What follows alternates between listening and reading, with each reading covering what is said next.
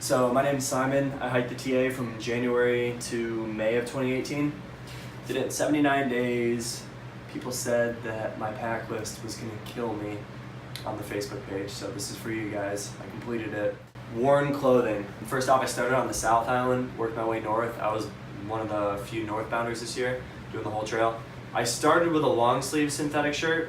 This right here was not the exact shirt that I started in. It was good sun protection. It kept me a little bit cooler, but I was also like really hot because it was the summer. It kind of got ripped up from some thorny bushes and stuff like that. So I ended up buying a short sleeve synthetic shirt, which is this one, which I had for 3/4 of the trip. My arms, because they were used to being covered, got completely destroyed. Like I got so burned, even with putting sunscreen on. So sun protection's a huge thing. You gotta be really careful about that. But for me, short sleeve, totally fine. It dried out too because it was synthetic. On the bottom, I just wore these are just women's running shorts. They're like $5 at a store in New Zealand. So I wore these for the whole time. Super short, so much mobility, and people can see your thighs, skies out, thighs out. So these were awesome. Synthetic too, so when they got wet, they dried really quick. Wore a pair of synthetic underwear. Did not wear these. I threw the pair out that I had because they were absolutely disgusting afterwards. Socks. I wore Darn Toughs. I went through about a pair every 1,000 kilometers. I went through a couple pairs of these when I was wearing trail runners. I wore Ultra 3.0s. Went through maybe 5 pairs of these. And then when I switched up to Luna sandals on the North Island, from Auckland all the way up to Cape Reinga, I wore Injinji socks. These are just their toe socks. The good thing about Injinjis is you can wear them with like a thong style sandal like this, but also the majority of time I was pretty much just wearing my Lunas barefoot. So I pretty much just use those for sleeping socks. So for me, socks were good with shoes, but I also didn't really wear them when I was wearing sandals. I wore a buff for sun protection. Most of the time it was just on my neck, but if it did get really cold, like over Traverse Saddle and YU Pass, I'd pull it up over my face and over my ears, and I would just pull my rain jacket over my head and everything. And it did help to keep me cool or to keep me warm. I pretty much am always gonna hike with a buff from now on. They're just so helpful. I wore a bucket hat for the majority of the trip.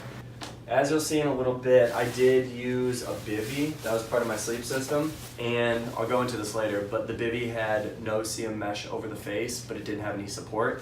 So when I was wearing a bucket hat that was super floppy, it didn't really keep the netting off my face, which meant that the bugs could get at me a little bit easier. So it was floppy. So I ended up switching up just to a normal brimmed hat. This was good because it gave me a little bit more protection from rain and stuff, because that one would weigh down.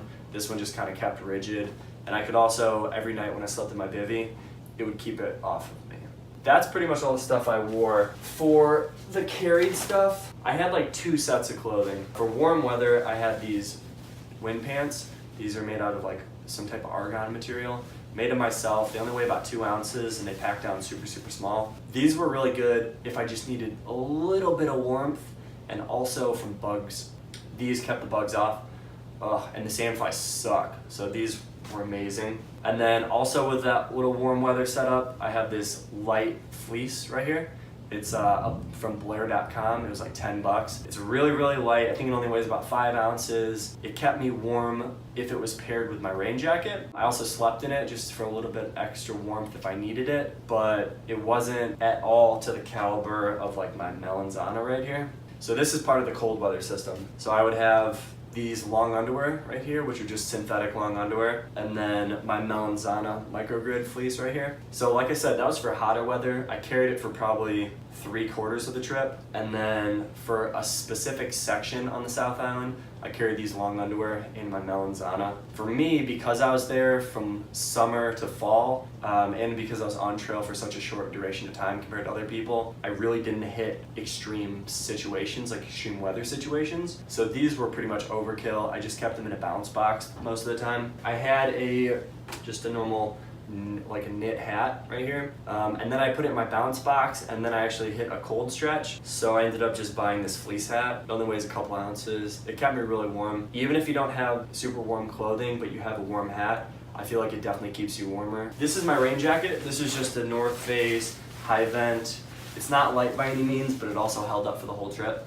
So this thing's probably 12 ounces. I think it's 12 or 13 ounces, but I wore it literally every single day. So when I started hiking in the morning, if it was chilly, I'd wear this until I warmed up. If it was raining, like it does almost every day, for just a little bit of time, I would wear this.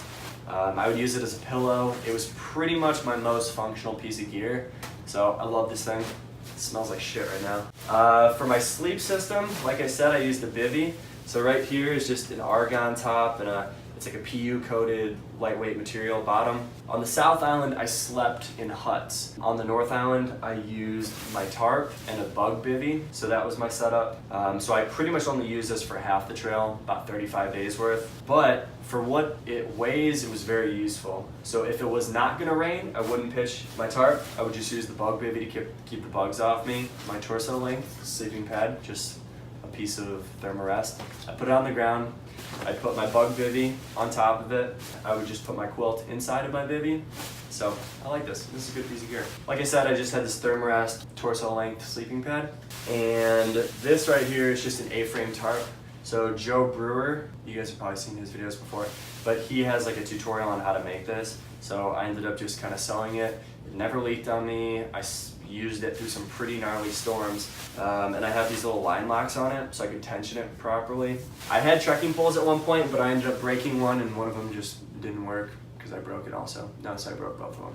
But so for a while I set it up with trekking poles, but then after that I would just find sticks. This is the pack I used. This is the ULA Photon. So this one right here says CDT because it's a CDT prototype. It has different side pockets.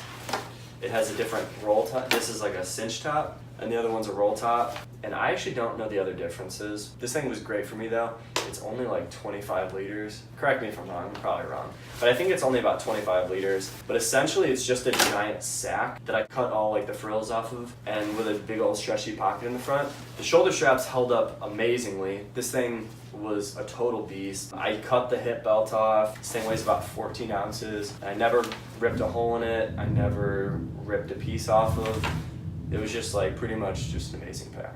Loved it. On the inside of that, I would use my foam torso length sleeping pad as the back panel, so I'd put it in there, and then I'd shove this Nilo Flume liner in there. I went through about 3 of these through the duration of the trip. Each one about 1,000 kilometers. So this thing never leaked. It would keep all my gear nice and dry. It was good for compacting things too because I would always have a lot of food in my bag. So this thing just worked really well. And then right here, I have my Enlightened Equipment 20-degree Revelation. So this thing was great. Like I said, I was there during the hot season. This year was extremely hot. So I think that if I was gonna do this trail again, I might go with a 30-degree bag. And I think I would also go with a synthetic bag just because of condensation and just the humidity that's in New Zealand. But I also really like how compact this thing got. You take the pros, you take the cons, all that kind of stuff. I had titanium stakes, but I couldn't bring them through security, so I just left them in New Zealand. I also carried a fanny pack. In that fanny pack, I kept things super accessible that I would need throughout the day. Some of that was like my phone, some of it was snacks. The rest of it was just little odds and ends. If it was gonna rain though, I would take the stuff that I didn't want to get wet and I'd put it inside my pack liner. Most of the time I carried a 10,000 milliamp hour Anchor battery. Carried some headphones, I carried the Anchor charger, I carried an iPhone charger. I always carried Purell and chapstick in there. Purell because you don't want to get sick, chapstick because I could use it when my lips got chapped, but I could also use it for if I chafed like on my nuts, so that was good. I also didn't carry a water filter, I carried purification, which this is just household bleach in an eyedropper bottle. If the water looked pretty nasty, but I had to drink it, I'd do about 2 drops per liter. If I just wanted to be safe, I would do 1 drop per liter. And if I wasn't scared about the water, I would just drink it straight. Majority of the time, I just drank it straight. Never got sick either. I had a small flashlight. I had like the Thru TI3 or something, but I had it strapped in my fanny pack and I was running. I just had a lot of energy, so I was running, and it bounced off and I lost it. My parents came to New Zealand for 2 weeks, kind of in the middle of my trip when I got up to Auckland, so towards the end. So I took 2 weeks off then, but they brought me this. I didn't want to buy another flashlight. and I did a lot of night hiking then. One day I woke up at 6:30 in the morning and didn't stop until 3 a.m. the next day. I did about 88 kilometers or something like that. Carried a spoon because I didn't cook, so I would just do no cook. I did a little bit of soaking, but this was most of the time just for peanut butter and Nutella and stuff like that. And my first aid kit was super basic. Carried a mini lighter, carried some earplugs because in some of the huts people snore, myself included. So I was one of the people.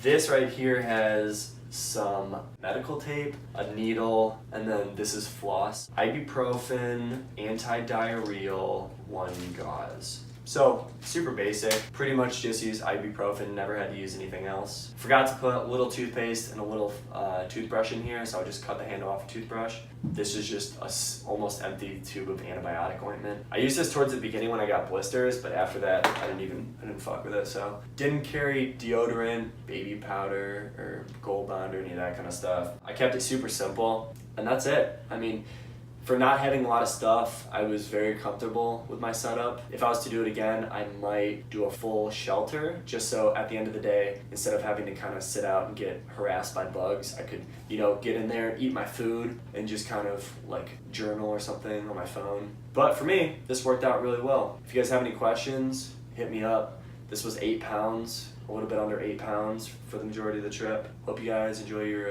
TA through hike if you're planning one. Cool.